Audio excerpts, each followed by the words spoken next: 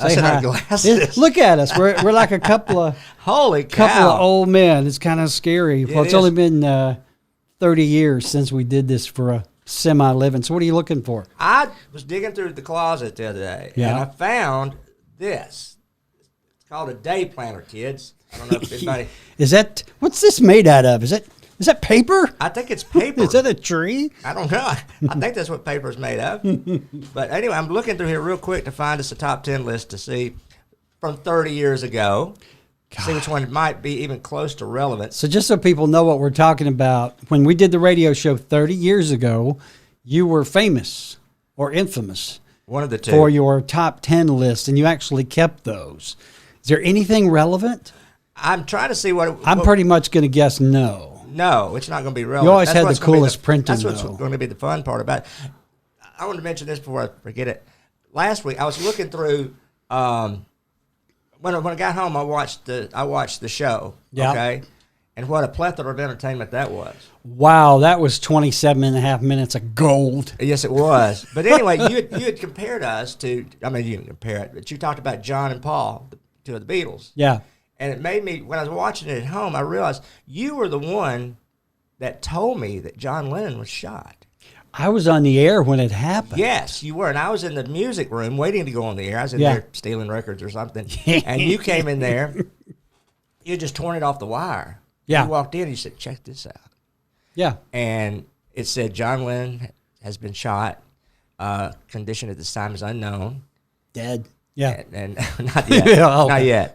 But I still have that somewhere. But I was thinking about that. Yeah, that's wild. And so I worked all night that night, and so that's right. We did. You only played John Lennon records all night long. We got in trouble for that.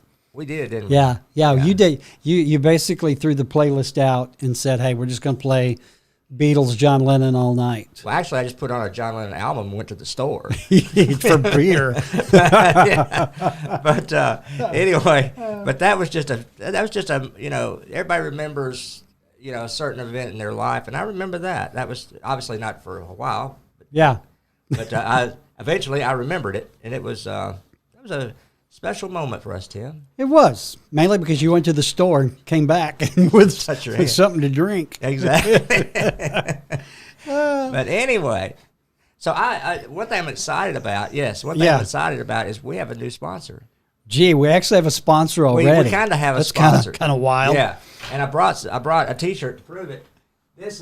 Our show today is brought to you by Tip Top Cafe. That's hilarious. It's true. Which went out of business when? Let me do my spiel. Okay. The coldest long necks in town. Daily lunch specials. Some of the best bands you'll see anywhere. In fact, one of the bands that have come through eventually turned out to be the Black Crowes. Another one was Hootie and the Blowfish. Yes, Hootie and the Blowfish came as well. So the show today is brought to you by the Tip Top Cafe. Unfortunately, it's been out of business for 20 years. Yeah. Remember, but if this was still around, this would be a great... If you don't remember the Tip Top, it was literally like in a house in the neighborhood almost. It was like just at the corner of Virginia and Maple. Yeah, this little bitty crappy house. But boy, they had bands come through, and you spent much of your misspent youth there, I'm sure. I did. That's funny. One of those promotions. How old is this T-shirt? I mean, it's a lovely shade of gray with. Is that SpaghettiO stains on the front? It's SpaghettiO stain. But I found this in a garage. Actually, it's going to be sponsored by. New sponsor. Bow Ties. Oh my God! Okay. Located in the Huntsville Hilton. Not only is Bow Ties not there, Huntsville Hilton's not there. So we are just really digging here for sponsors. Wow! But anyway, we want to thank the nice people at Tip Top for okaying us for giving us these durable T-shirts. I actually have a plush horse T-shirt, but I don't think it was original. I think Chelsea bought it like 10 years ago at somebody was actually reprinting plush horse T-shirts. Probably Dewey. Wow. Dewey will do anything for $1. Yeah. And I think that's probably what he was doing. But yeah, it was a plush horse T-shirt. There used to be a lot of little bars like that around back in the day. I don't know any of them because I don't go to bars anymore. Right. I haven't had a drink in years. Thank you, Jesus. Yes. But yeah, where do people go? I saw in one of the Facebook groups over the weekend somebody was talking about Classic Cafe. Remember the Classic? That place was rocking. The Classic Cafe was located right in front of Madison Square Mall. Yeah, it was in a hotel bar, wasn't it? No. It was standalone. It was right there in front of the old Hilton. Yeah, it was a freestanding place. Yeah, Rudy Greer. Rudy Greer, our buddy Rudy Greer, was the manager of that place. And I feel inspired to put this on. Can I put this on? You knock yourself out, brother. Okay. And so still fits. That's the weird thing. You from the neck down, you haven't changed a bit. I have. I've just gone back to it. Yeah.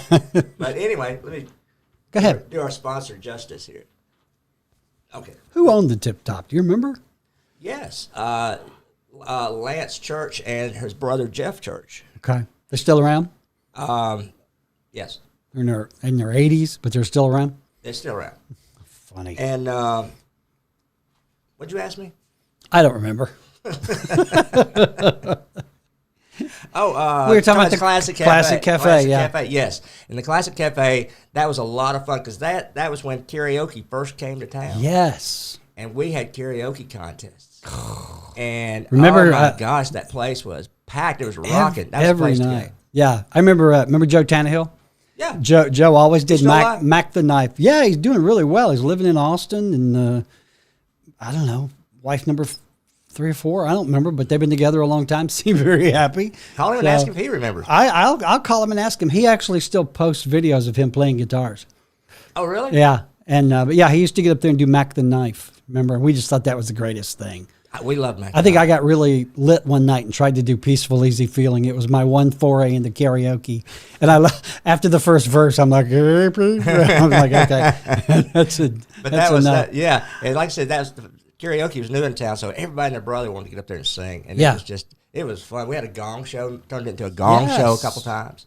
And, that was a good time. Good times. I dated Rudy's little sister, Jennifer. If you don't live in Huntsville, you have absolutely no idea what we're talking about. And that's okay. We don't care. We don't really care. So, yeah, one thing I was thinking the other day is how after we did our little impromptu video, I started thinking about the stuff we used to do on the show. Uh-huh. And it was a comedy show. Right. You know, so we said we wanted it to be. We did a lot of things. We couldn't do that these days. If we were doing a morning show now, it's like everybody's feelings gets hurt. And we were never mean. We were never that morning show. No. But we made some fun of folks. We made fun of each other more than anybody, right. You know, that hair.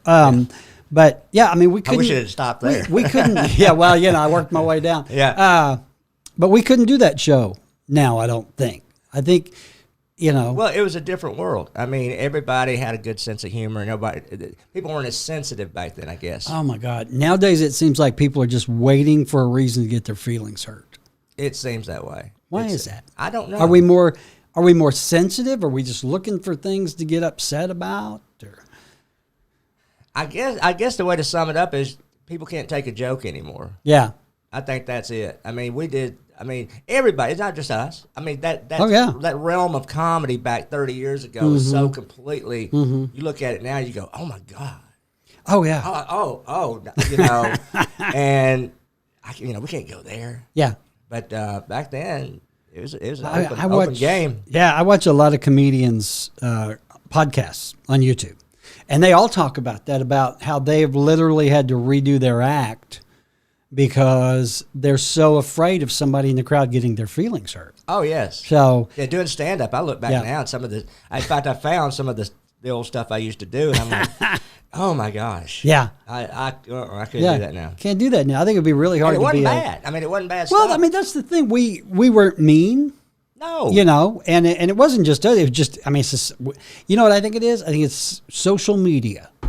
Social media. Social media. Social media is causing people to be... Them teenagers. Remember when you couldn't be anonymous and threaten to kick somebody's butt? You actually had to do it to their face. Yeah. But, I mean, I'm not sure if we were doing a real radio show on public airwaves. Now, you ever listen to Howard Stern? You get Sirius Satellite at all? That would be a no. Yes, yeah. I do. Well, I mean, if you listen, because he's on Sirius now and because he's the big draw, he's not governed by anybody. But even he has scaled back. Mm-hmm. I mean, back in the day, he was really famous for being, just outrageous and shocking. And, he had characters on his show that were called derogatory things. Right. Even he is scaling back because he's so afraid of hurting somebody's feelings. It just... I'm against all that hate stuff. Oh, but sometimes I think we're a little too little too sensitive. I think you're right. It's like when I make comments about your hair. I can tell in your eyes that I've hurt you just a little bit. I'm torn. I can tell. Right here, man. Yeah. Right here. Yeah. Just pull it out. Just pull the thing out. Yeah. So what are some of the, you don't have to read them, but what are some of the topics for top 10 lists we used to do? Let's see. All right. Here's our glasses on. The top 10 ways to know your first date may have been going wrong. And that's not relevant. Well, you know what? Nowadays, that you're going to hurt somebody's feelings. The top 10 Tim and Kris pickup lines. Oh, my God. Give us some. Now, this was back when we were single-ish. Singlish. I think these were more your pickup lines. We're going to go with that anyway. Are there any that you can repeat? I'm looking. We can't. We can't even say them now. Number 8. Number 8. I work with Kris Kelly. Yeah, that'll do it. I scored a lot off of that one. Okay. I'm going to rephrase this. Okay. I'm going to reword it. You're sure don't perspire much for a large woman. See, you couldn't say that now. You are going to hurt some perspiring large woman's See, that's what I was going feelings. to say. Yeah, Right you there. sure don't sweat. Wow. Yeah, see? So you do that. You didn't say, you said large woman, which was the nice way of saying what that was 30 years ago. Though. Right. 30, and that proves my point. You nowadays, with that one line, you've insulted people who sweat and large women. I didn't insult anybody. You asked me. Two protected classes. Okay. Which I love. I love both classes of women very much in those two classes. There you go. What else you got there, brother? I ain't touching nothing else. Yeah. The top 10 slogans if we owned an airplane. All right. Let's hear one. We want your money and it shows. Okay, that's not offensive to anyone, is it? We'll fly you there. Just show us where it is. That's good. Yeah, powered by Budweiser. See, now you're making fun of alcoholics who fly. See, thanks for pointing that out. Gotta be careful. Thursday is ladies' night. First class means you can sit in our lap. And that's about it. Yeah. Okay. Well, it's a big difference, but again, I'm astounded daily at how everybody gets their feelings hurt. Eventually, we are going to be just this really vanilla, unoffensive. We don't want to make anybody mad. Did you ever see the movie Idiocracy? No. You got to go watch it. Idiocracy is set in the future when everyone's an idiot. I mean, literally, society has just drained the smarts out of people. So they're literally idiots.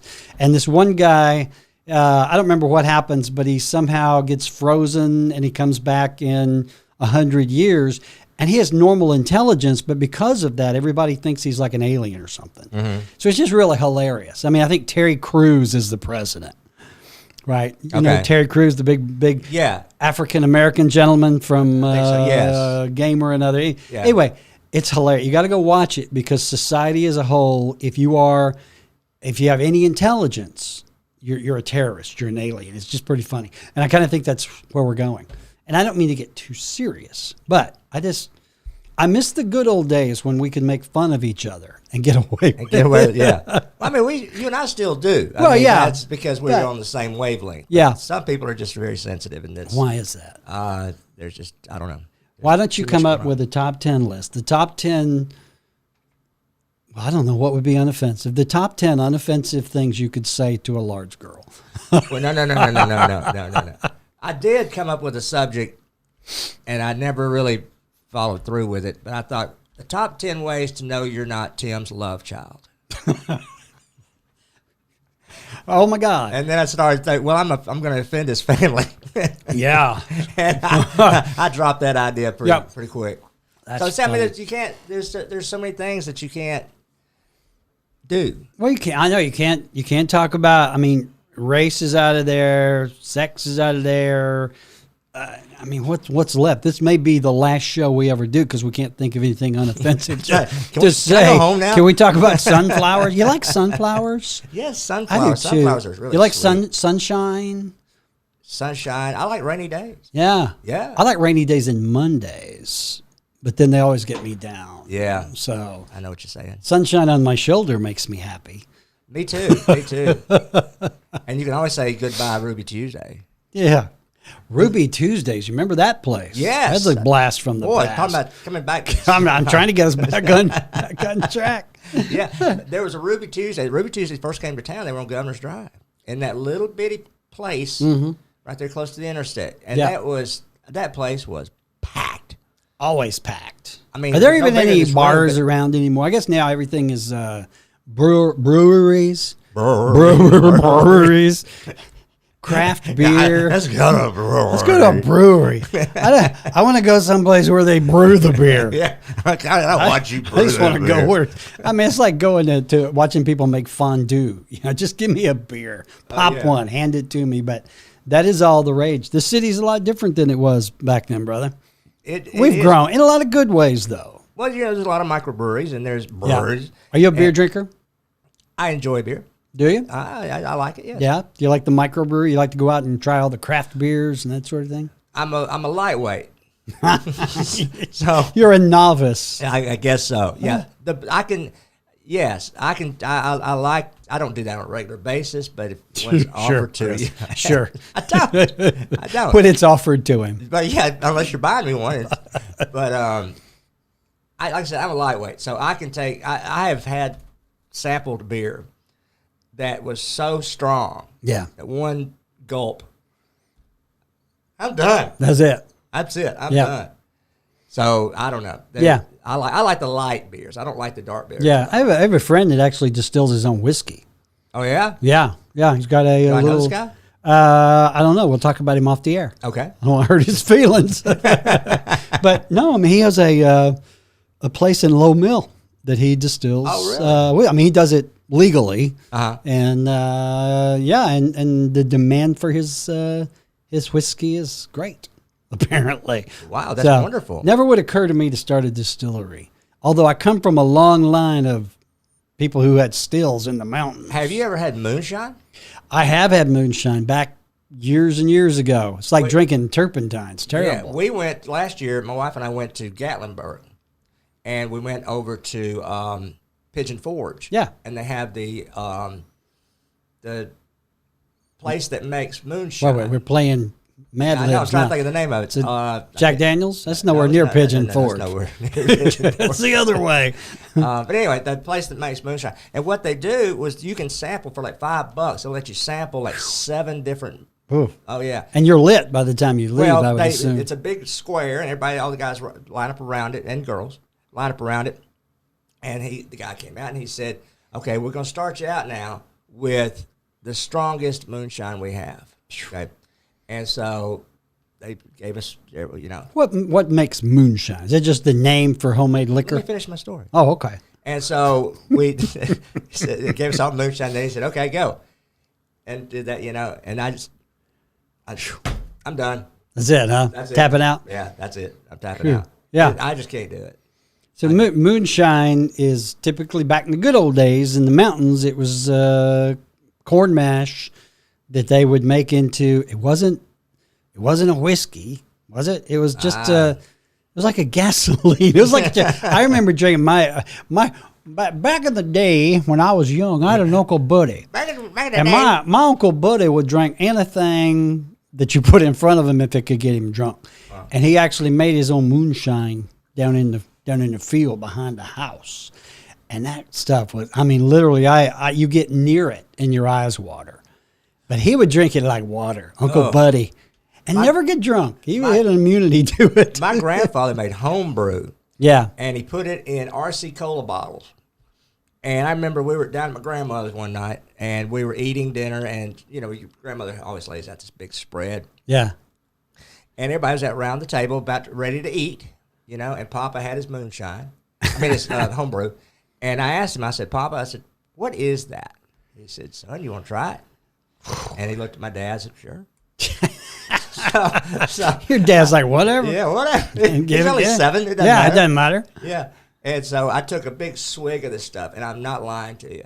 I spewed it all over our meal. And it caught fire. Yeah. I spewed it all over the kitchen table.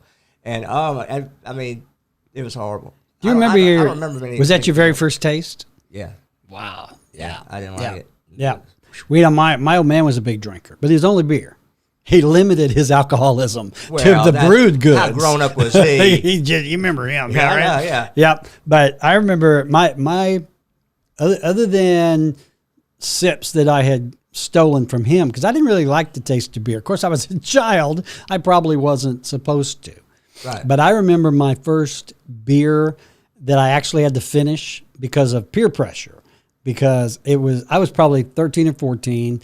I went to a high school football game with my best friend, whose name was Bubba Morrell. Wow. Bubba was, I don't know how old he was, but he was driving, and he had a mustache. So he had to be at least 12. He was on up there. He had stolen a six-pack of Schlitz.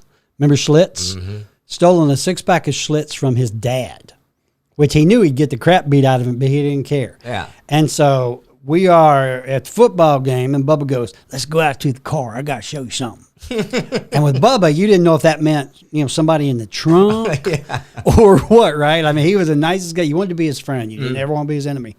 So we get in the car. He pops in an 8-track. I think it was Boston or somebody. Reaches over the back seat and pulls out this 6-pack of Schlitz, which by then was warm.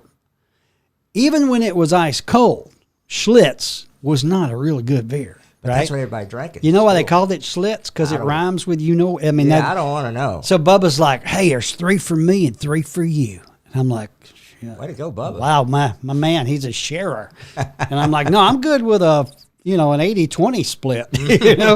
But I remember forcing that Schlitz. I mean, it took me a good hour to drink. When Bubba had drank 5 by then, he took mine, right? But that was the absolute worst tasting. And the fact that I went on to become a beer drinker was really astounding, given my first taste. Oh, I remember in high school, we knew people that would sell it to us. Yeah. And we bought something, I don't know, Schlitz or Old Milwaukee or something. I don't know what it was. It was horrible. And so me and my buddy were going to go riding around. Said, "Let's ride around, drink some beer." Okay. That's an adult thing to do, right? Yeah. Yep. Yeah. And so we were driving, and we were just, I was in the passenger seat, and I sipping. Oh, that's good. Give me another one. You wasted a lot of beers. Yep. I just didn't like it. Yeah. Oh. I never developed a taste for it. I mean, I did become I like it now, but I don't, within reason. I eventually, I was kind of fond of the Miller Lite and the Coors Light. I didn't like the Michelob. I didn't like the highbrow. Yeah. I didn't like the low end brow. Just give me a nice Coors Light and I'm good to go. But but I remember that. I mean, like it was yesterday. I can still taste that Schlitz in my mouth. And you got that burned into my brain. Oh my God! And I'm sure whatever prison Bubba's in right now, he's making that home brew in the toilet. What they call that Raisin Jack or whatever it is they brew in the toilet. So I don't know.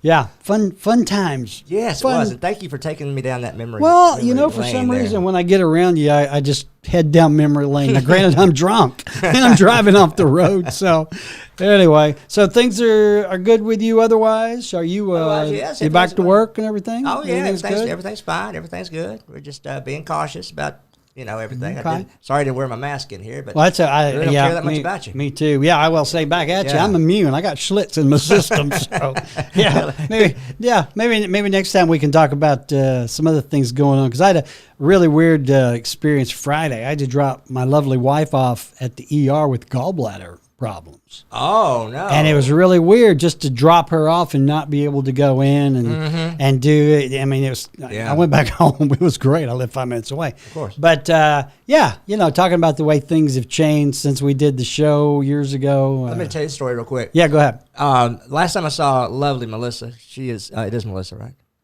Yes. Yeah. And I saw the lovely Melissa, and she was at the attorney. No, the dog thing where they sell the dog, Adopt-A-Pet thing. Adopt-A-Pet. Yeah, we do. Yeah. The rescue. New Leash on Life. No. No. Different one. Okay, but that's okay. Whichever one you're. It's irrelevant. Yeah. For this story, we'll go with it. Yeah. Okay. So we pulled up in front. They were in front of a store. And so hey, how you doing? And so she came over to the car, And we were talking and everything. I said, so I looked at her, I said, so how's that sorry husband of yours doing? She looked at me like she could just rip me apart. She's very protective. Yes, that woman loves you. You sure that was my wife? Because if I'm not really sure. I don't think that, because if that was Melissa, she'd say, "That's some bitches at home." No, she looked at me like it took her a second to realize that I was kidding. Yeah. But anyway, that's. Maybe she didn't recognize I think you. that face, that expression is burned into my brain. Believe I see that face a lot. Yeah, but I do love you, Melissa. I hope to see you real soon. It is Melissa, right? It is, yes. Yeah, yes, and you're married to Donna. Okay, good. You can tell how close we are. So yeah. All right, man. Hey, man, that's 25 minutes of fun, frivolity, and I guess bullshit. Yeah. So I want you to work up a top 10 list for next time. Okay, I will. One that we can actually read on the show that is unoffensive to anyone. Absolutely. Because God forbid we want y'all to like us. He wants you to like us. God forbid we hurt anybody's feelings. Yeah, of course we did. That hashtag you too, damn you. Yeah. I just made that up. So I like that. Good deal. Good to see you, buddy. Good to see you. I guess we'll see you next week. Well, it depends. Well, it depends. Depends on if we've hurt anybody's feelings. I hope we haven't. That was not any intention at all. Just kind of taking you back to what. If we hurt your feelings, large ladies, it was completely. Stop it. Especially if you are perspiring. Yeah, stop it. All right. We love you. Thanks for watching, and we'll see you next week, I guess.